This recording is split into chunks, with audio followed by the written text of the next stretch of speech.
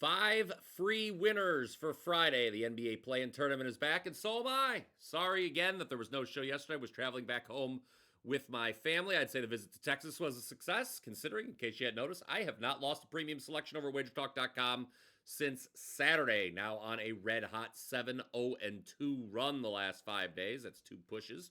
Even more profitable is my 71-46-6 overall record that dates back to February 19th. That's 62.2 units of profit for clients, guys. A reminder, you can get on board for the next 7 days for just $77 with WagerTalk's Pick and Play special. You head on over to my page, wt.buzz/BP, right after you're done watching this video for all those details and to take advantage of that $77 deal. Again, that gets you every play I release for the next 7 days. All right, let's get to the free plays for Friday. As a reminder, when I'm going through these, smash that like button when you agree. I'm going to start in MLB, a sport where I'm on an 11-2 hot streak following last night's 4% best bet winner on the under in Royals Tigers. Got some day baseball on Friday for you. D-backs Cubs, 2:20 Eastern on the MLB Network. Going to come out and say I don't agree with the D-backs being favored here. I understand they've got Corbin Burns on the mound this afternoon, and they've won 5 straight. But Burns hasn't been that good so far, and those 5 wins for the D-backs have come at the expense of the Brewers and Marlins, 2 not very good teams. I have a ton of respect, meanwhile, for this Cubs ball club, which is a plus 36 run differential on the season. And here's the key. Cubs had Thursday off. Arizona did not. Based on price, the Cubbies would be the play for me here.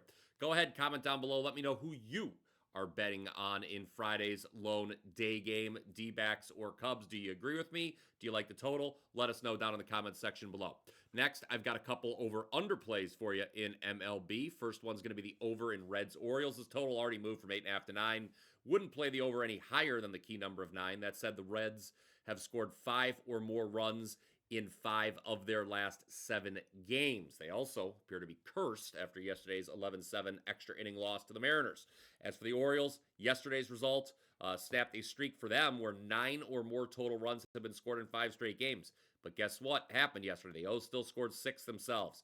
I don't see either starter, Andrew Abbott or Cade Povich, dominating here. Baltimore probably does the heavy lifting in terms of the over, but I would bet full game over 9 or better. Would not go higher than 9. So that's one over where the total's already moved. Here's another one. Athletics Brewers 8:10 on 8:10 Eastern on the MLB Network. Pardon me. This number has already moved from 7.5 to 8. Was pretty surprised to see the Brew Crew allow just 1 run total in a pair of wins over the Tigers Tuesday and Wednesday. This is a team, guys, that's given up the 4th most runs in baseball. Now, Friday starter Freddie Peralta, he's been the exception to the rule with this Milwaukee staff by allowing 2 runs or fewer each of his 4 starts this season.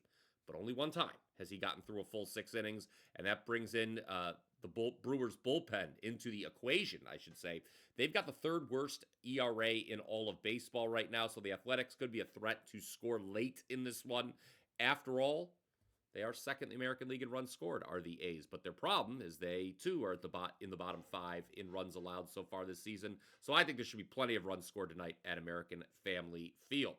Now let's talk about the NBA, where history could be made tonight. Mentioned this on Wednesday's edition of the Power 5, but no 10 seed has ever gotten through the play-in tournament to make the playoffs proper. 2 teams have a chance to do so tonight. I'll start with the Eastern Conference, where Miami is at Atlanta, 7 p.m. Eastern on TNT. Considering the history that the 10th seeded Heat are up against, I would simply play the Hawks on the money line here. Don't think Miami's going to be getting another 38 points from Tyler Hero tonight like they got from him against Chicago, nor do I think the Hawks will shoot 19% from 3 again as they did the other night in Orlando. Hawks are home tonight. I think they move on. Over in the Western Conference, it's a little harder to just blindly fade the 10 seed, as not only is Dallas getting 6 points in Memphis, but John Morant is a true game-time decision for Memphis, 9:30 p.m. Eastern on ESPN. So let's bet the over 221.5 instead. The over's 15-4 in the Mavs' last 19 games, including Wednesday's 120-106 triumph in Sacramento. Meanwhile, with or without Morant, the Grizzlies like to play fast, so there should be no shortage of points in this one. That's my take on Friday's play-in games. Now for this weekend, I already have a 5% max bet posted for one of the Game 1 matchups in the NBA playoffs. I talked about my overall records earlier. 71-46 since February 19th. 7-0 since Sunday, excluding pushes. These 5% max bets do not come around often for me. I'm 8-4 with them so far in 2025.